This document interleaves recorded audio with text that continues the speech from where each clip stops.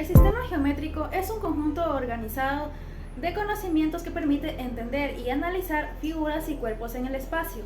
Se basa en conceptos, definiciones, axiomas y teoremas que se relacionan lógicamente. Su origen está en la geometría euclidiana propuesta por Euclides, quien estructuró la geometría mediante un enfoque deductivo basado en postulados claros. Dentro del sistema geométrico se encuentran elementos como son los puntos, las líneas, los planos, ángulos, polígonos y cuerpos tridimensionales, los cuales son analizados mediante herramientas como la medición, la construcción y la demostración. Las razones trigonométricas son relaciones entre los lados de un triángulo rectángulo. Las principales son el seno, coseno y tangente, que se usan para resolver problemas en geometría y otras ciencias. Los sólidos o figuras geométricas sólidas se caracterizan por tener tres dimensiones, es decir, longitud, profundidad y altura. Son figuras con un volumen que ocupan un lugar en el espacio. Según sus características se clasifican en poliedros y cuerpos redondos. Los polígonos y su clasificación. Según sus lados podemos encontrar el triángulo, cuadrilátero, pentágono, hexágono, heptágono, octágono, etc. Según sus ángulos encontramos polígonos concavos, que se refiere cuando un polígono tiene un ángulo que mide más de 180 grados, y los polígonos convexos, que son los que tienen sus ángulos que miden menos de 180 grados. La tercera clasificación son los polígonos según sus lados y sus ángulos. Tenemos polígonos regulares cuando todos sus lados y sus ángulos son iguales, y los polígonos irregulares en un polígono cuando tiene un lado o más o un ángulo o más que no son iguales. Los poliedros son cuerpos geométricos cuyas caras son polígonos, se clasifican en prismas y en pirámides. Dentro de los poliedros también tenemos los poliedros regulares, que son cuerpos geométricos cuyas caras son polígonos regulares e iguales. Solo existen 5 poliedros, estos son el tetraedro, el cubo, el octaedro, el dodecaedro y el icosaedro. Y por último tenemos los cuerpos redondos, que son los cuerpos limitados por una superficie curva. Estos se clasifican en los cilindros, esferas y conos. Les estoy presentando el material o recurso que hemos utilizado para darle un poco de dinamismo a los temas que mi compañera acaba de explicar. Por este lado tenemos las figuras geométricas, los tipos de ángulos. Por este lado también tenemos figuras sólidas. En este lado tenemos el tema de razones trigonométricas y a continuación les voy a explicar cómo utilizarlos. De este lado tenemos las figuras geométricas como el cuadrado, el círculo, el triángulo, el pentágono irregular, el hexágono y el octágono. Como figuras sólidas tenemos el cubo, donde podemos identificar sus vértices, sus aristas y sus caras. A continuación tenemos el prisma pentagonal, igualmente con sus aristas, sus caras y sus vértices. En este lado tenemos el prisma triangular. Por este lado tenemos la pirámide triangular. Y como último también hemos creado el prisma hexagonal con sus partes. De esta manera también podemos demostrar a los estudiantes dónde quedan los ángulos. En este lado tenemos el ángulo recto, que determina 90 grados, el ángulo llano, que determina en 180 grados. En la parte inferior es el ángulo cóncavo. Al completar el círculo en 360 grados es el ángulo completo. De forma dinámica se puede desarrollar con los chicos para pasar a las razones trigonométricas. En este lado tenemos la maqueta, donde podemos visualizar que se pueden movilizar sus partes. En este lado podemos identificar los ángulos que ya hemos visto anteriormente. ¿De qué forma? En este lado los catetos. Y por último también el cateto opuesto,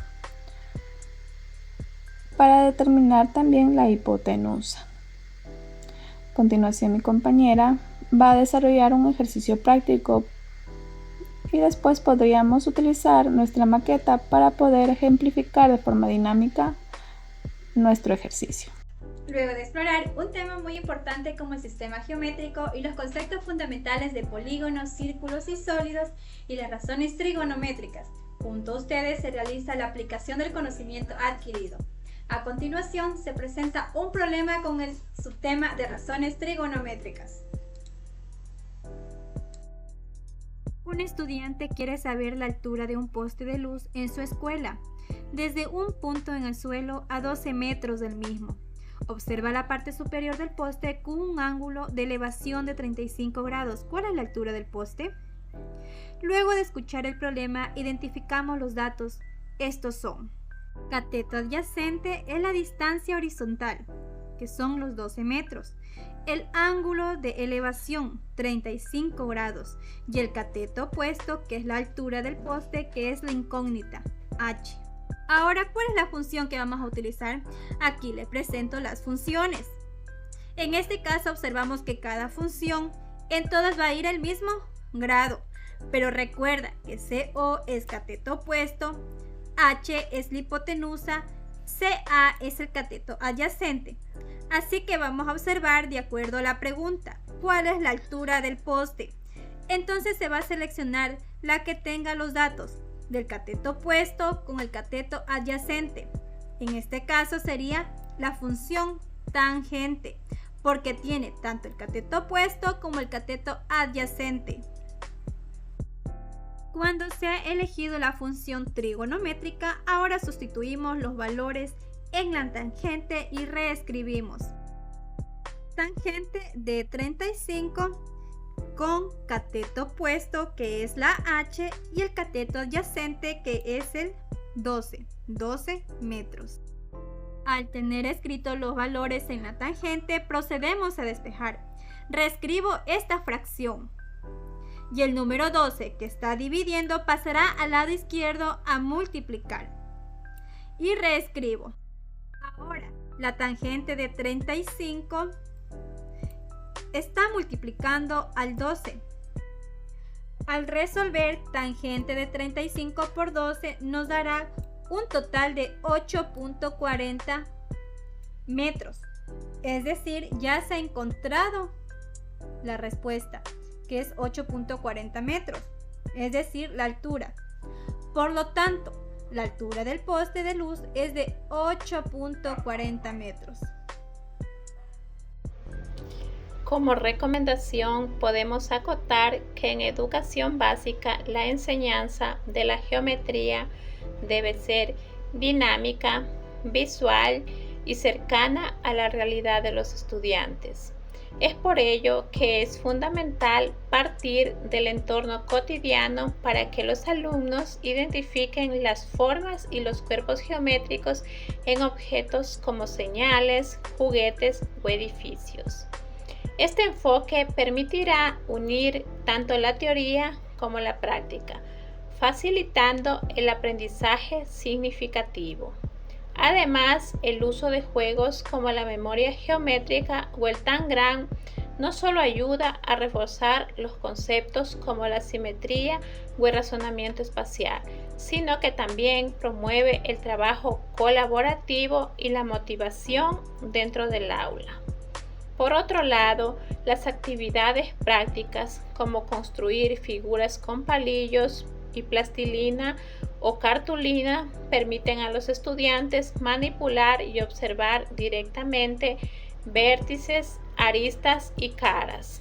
A esto se le pueden sumar los recursos digitales como GeoGebra o plataformas educativas como EducaPlay o SmartTIC, que ofrecen herramientas interactivas para visualizar figuras en 2D y 3D. Al combinar estos materiales, tanto físicos y digitales, se crea un entorno multisensorial que favorece el aprendizaje activo, participativo y duradero.